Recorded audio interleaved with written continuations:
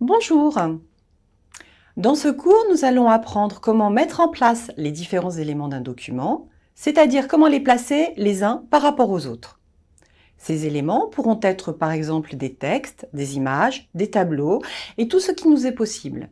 Cela signifie qu'il va nous falloir être capable de définir des espacements que sont les zones dites blanches ou vides entre nos éléments et savoir le faire de façon à ce que ces espacements restent en place même après de futures modifications. Commençons par quelques définitions. Nous appellerons espacement toutes les zones qui, pour une meilleure lecture d'une page, resteront vides. Dans l'exemple de droite, nous observons placé au milieu du texte général gris éclair que notre paragraphe gris et foncé sera entouré de 4 zones vides, dessus, dessous, gauche et droite. Chacune de ces zones a ses dimensions propres. Nous appellerons espace le caractère vide séparant deux mots, la touche associée et la barre d'espace. Le caractère insécable applique les règles typographiques. Cela signifie que l'espace, mis en évidence en bleuté, ne peut être séparé de son caractère immédiatement à sa droite, ici un 2 points. Enfin, la tabulation sera l'action d'employer la touche Tab pour déplacer le curseur au taquet de tabulation suivant. On verra par la suite comment gérer ces taquets. Un bon document doit à minima être facilement et rapidement modifiable. Il doit présenter une typographie suffisamment homogène. Par exemple, tous les titres d'un même niveau doivent présenter le même format pour permettre une première vue lisible et compréhensible, comme repérer rapidement les niveaux des paragraphes. Sur l'illustration, nous pouvons observer des modifications comme le changement d'une police ou de la numérotation des paragraphes ou encore l'ajout d'une image. L'impératif est que toutes ces futures modifications ne mettent pas en péril la mise en page du document qui doit être conservé. Nous comprenons que le document doit être conçu avec des structures dynamiques pour qu'elles puissent s'adapter à toutes les modifications possibles sans que l'auteur ait besoin, à chaque modification, de relire et de corriger son document dans son entier.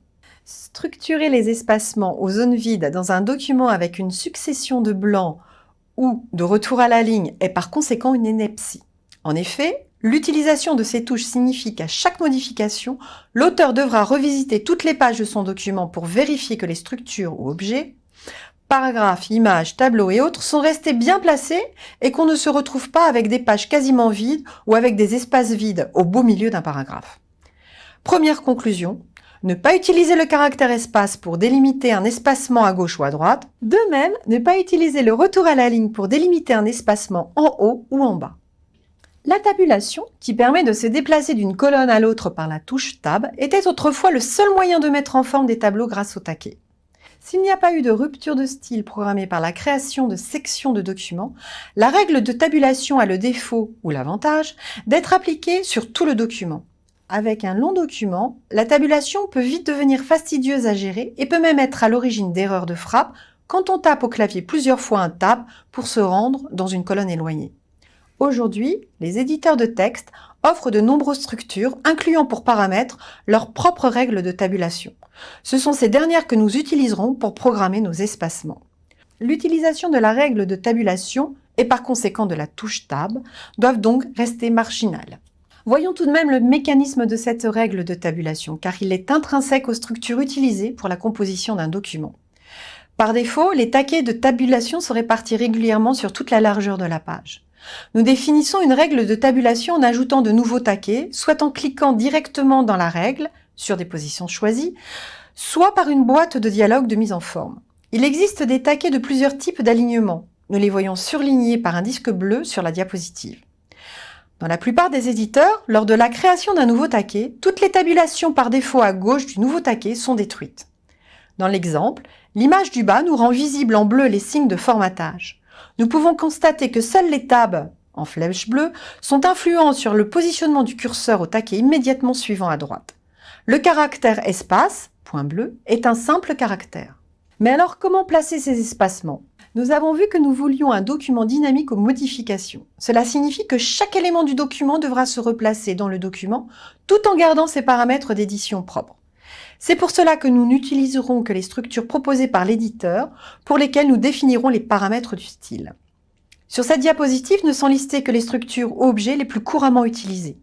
Dans le cas des espacements, nous nous intéresserons aux espaces verticaux, c'est-à-dire entre les lignes, et horizontaux, c'est-à-dire les retraits à gauche et ou à droite. Dans notre mise en page, nous souhaitons identifier rapidement et visuellement les structures de différents types par les volumes qu'elles occupent sur la page. Pour cela, nous pouvons paramétrer la dimension des différents espaces dits vides dans le sens des lignes, au-dessus, au-dessous, et en particulier pour un paragraphe, entre les lignes. Ce sont des paramètres qui appartiennent au style de la structure. Prenons pour exemple une structure de paragraphe de type titre 1. Pour modifier ces espaces horizontaux, pour tous les paragraphes du même type, il nous suffira de modifier ces paramètres, au-dessus, au-dessous, interligne, dans le style du paragraphe considéré. De même, on peut typer les structures en définissant des espaces vides dans le sens des colonnes, espace gauche, espace droite, et en particulier pour un paragraphe le décalage de la première ligne. Sur la diapo, nous pouvons voir sur la droite le résultat de la disposition de notre paragraphe en ligne gris foncé, dans le texte principal qui lui est en ligne gris clair. Si nous désirons une présentation en colonne, il y a bien sûr la structure tableau dans les cases duquel nous pourrons inclure ce que nous voulons et que nous pourrons utiliser avec ou sans les bordures visibles. En général, il existe aussi la structure prédéfinie colonne, comme ici avec 3 colonnes. On peut aussi utiliser une règle de tabulation. Attention, les 2 derniers outils s'appliqueront systématiquement à tout le document, excepté si nous définissons dans notre document des sections avec différents types de formatage.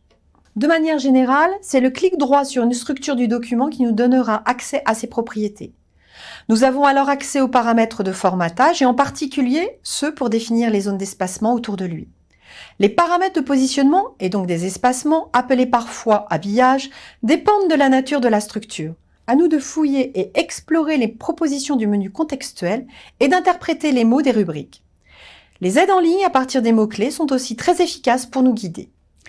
Ce qu'il faut retenir concernant la mise en place des différents éléments d'une page avec des espacements verticaux ou horizontaux et des habillages, c'est qu'il ne faut surtout pas utiliser les touches espace et entrée.